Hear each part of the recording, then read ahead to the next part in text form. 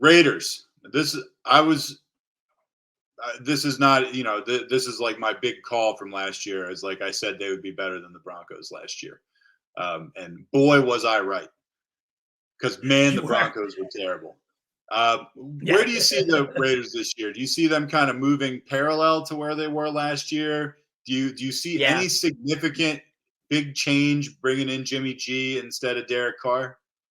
No, Jimmy G is more of a winner, so maybe they pull out a game or two that they wouldn't have otherwise. But in terms of just overall offensive production, just overall team, I don't think they're going to be much better. In fact, the production could go a little step backwards because Jimmy G is much more conservative and takes care of the ball, and the big shots aren't going to be there nearly at the level of. And Derek Carr wasn't good, but he at least tried to throw the deep ball quite often. So I don't think they're going to be a significant jump ahead. And I do think Sean Payton coming to the Broncos does make them a lot more interesting. So I think we'll talk about where we see everybody finishing at the end, but I don't like the Raiders very much in terms of overall, unless Jimmy G really is just that good of a winner. I guess we'll find out soon enough. In terms of the overall offense, though, they were at 585 pass attempts last year, a little under 420 rush attempts. I think something similar with a decent bump in rush attempts and a little bit of a drop in pass attempts just to account for Jimmy G. He is more conservative. He likes to lean on the run game. You've seen it with the 49ers. If Josh McDaniels is going to use that roadmap at all, then I do expect this to be a somewhat conservative attack. Now, we did see Josh McDaniels and Jimmy G together for just 2 games over with the New England Patriots, but they had they did let him throw it decently enough. He was on pace for over 500 pass attempts in those 2 games. He threw 3 touchdowns in the second game, over 280 yards in the first game. So they had some pass success, but this also was in 2016. So a decent amount of time ago as well. But he was on pace for 4,200 yards, 34 touchdowns. And to me, that would be the ceiling here, 4,200 yards and 34 touchdowns on 502 pass attempts. That was the pace he was on in his starts with McDaniels before. So I have him right around there, a little step back, 4,125. Maybe they do air it out a little bit more and he can approach that 30 touchdown and the 42 to 4,500 yard range. He certainly has okay enough weapons in terms of where you have Davante Adams. What else do you really need? Josh Jacobs looking good as a receiver too. But it's certainly not someone I'm looking to go out and draft right now. Jimmy G really has never been as good as he is real life wise in terms of getting the wins and keeping you competitive every single week. He just never really moves the needle fantasy wise.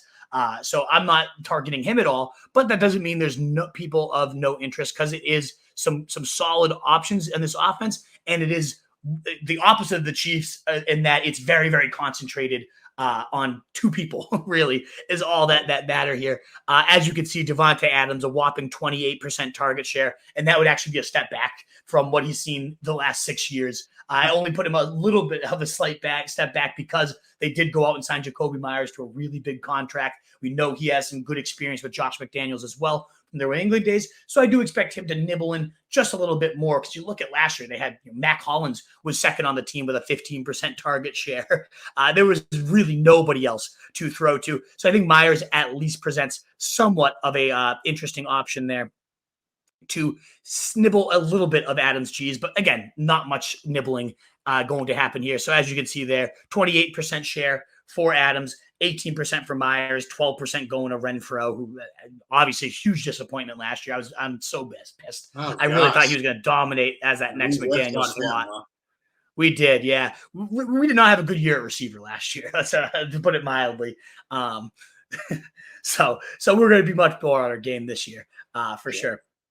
But then you also have, I have Josh Jacobs. One of the big steps for him was getting that heavier receiving work in addition to the rushing work. We had seen him kind of be a committee back throughout his career, and then he, under Josh McDaniels, really, really opened up his usage last year. He had seen decent targets through his career, Josh Jacobs, but it was just that rushing work becoming 100%. He saw 80% of the work. I don't think that's likely. They've already talked about how they're going to get Zamir White a little more involved. But given that Josh Jacobs is on that franchise tag, I could definitely see this being a decent just another like 350 plus touch season with the potential to again approach over 400 touches like he had last year. He was first in opportunities, second in attempts, first in the league in rush yards, the running back 3 in fantasy last year. Just an absolute monster of a season. But I did want to give that cautionary tale. John Daigle, one of my favorite accounts out there at not Jay Daigle. 5 running backs have registered 390 plus touches in a single season over the last 10 years. This is their usage in the next year. McCaffrey, 76 touches across 3 games. Henry, 237 touches, 8 games. DeMarco Murray, 237, 15 games. And then Le'Veon Bell held out. So that had only happened 5 other times, and all of those guys either got hurt early on or took a big step back. So the history's not on Josh Jacobs' side after this monster usage year, but he is still young. A lot of those guys, not Christian McCaffrey, but the rest of that list were entering some of the later stages of their careers. So it's a red flag. It's something to be aware of, especially on the injury front. And that could make Zamir White an interesting last round stab. But as it stands right now, you can see I have, 67% of the rush work going to Josh Jacobs with 315 carries, 1,354 yards, 11 touchdowns on 4.3 a pop. And then also, again, seeing right around 65 targets like you saw last year. I got him going for 68, 51 catches and holding in his first receiving touchdown of the year, 350 or of the his career rather, and 357 yards. So solid, right around 360 touches, right around 1,600 yards total, and right around 12 to 15 touches. I love Josh Jacobs round 3. I think it's a great price. You just got to, again, be aware, though, of the curse of 390 plus touches. Other than that, as said before, yes, I see Jakobi Meyers getting some good usage with 102 targets, 71 catches, but he's never been a big red zone guy. He's small, he's shifty, he's high percentage, he'll move the chains, but you're going to get 781 4 touchdowns. I don't think that's anything overly useful in fantasy. It's Davante Adams and then not much else. Whopping 158 targets. That would be, again, his low for his last 7 years, and still, an absolute monster on them. He hasn't had lower than 10 touchdowns in any of his last seasons when he's played at least 15 or more games. He's had 10 plus touchdowns, more often than not 13 or more touchdowns as well. He's a monster. There's really not else you have to say about him. 1,378 yards, 10 touchdowns, over 100 catches. Ho-hum, a great first-round fantasy receiver. I see him often, for whatever reason, falling to mid-round 2 sometimes in these underdog drafts where receivers are heavily targeted. He's going behind oftentimes. Let's say I've seen CeeDee Lamb frequently going above him. I love Amon-Ra St. Brown, not more than Davante Adams. I love Garrett Wilson, but we're betting on Garrett Wilson becoming Davante Adams. Why not just draft Davante Adams himself? So I have another Davante Adams monster year. The rookie tight end I don't have doing much. It's a hard position to learn, but I mean, it is a role that McDaniels will craft if this kid is up for it. So that's a guy I could see getting bumped up a little bit if the early training camp reports are good. But it's Davante Adams, it's Josh Jacobs. It's not a whole lot more. Yeah. What do you think about Adams versus some of those younger guys? I love Adams. Yeah. Yes. I love Adams. Okay. And I would. I heard you. I know you said Wilson. I know you said who was the CeeDee Lamb, St. Brown.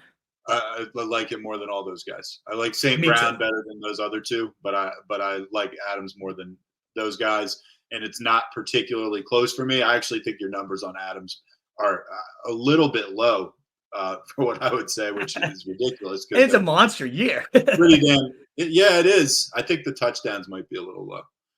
Well, let's look. I mean, this is his last few seasons. 33% target share last year, 100 catches, 1,500 yards, 14 touchdowns, 123, 1,511, 115, 1,300. I mean, you're giving him his least number of touchdowns in 4 years. I didn't even know those numbers. Just 10 seemed low to me.